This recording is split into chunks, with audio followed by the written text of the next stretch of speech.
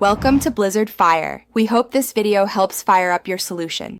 In this video, I will explain how to launch an Audi RS3. First, let's cover the basics of launch control. This feature is designed to provide the quickest possible acceleration from a standstill, minimizing wheel spin and maximizing traction.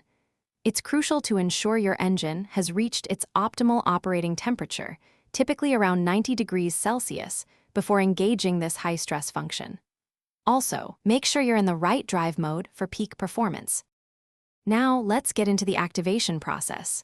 Begin by selecting the dynamic drive mode, which prepares the car for its most aggressive settings. Next, briefly press the ASR button to deactivate traction control. You'll see a warning light on your dashboard. With your left foot, firmly press the brake pedal all the way down. Then, with your right foot, fully depress the accelerator pedal to the floor. Once both pedals are fully depressed, the engine will automatically rev up to its optimal launch RPM, usually around 3,500 revolutions per minute. You'll hear the engine roar, indicating it's ready.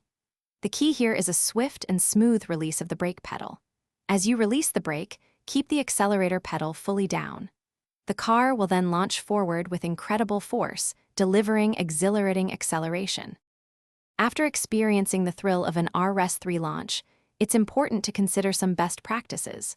While exhilarating, repeated launches can put significant stress on the drivetrain components, so it's wise to use this feature sparingly. Allow your car's systems to cool down after any high-performance driving. Always ensure your vehicle is well maintained, with proper fluid levels and tire pressure, and practice in a safe, legal environment. Thanks for watching. If you found this helpful, don't forget to like and subscribe.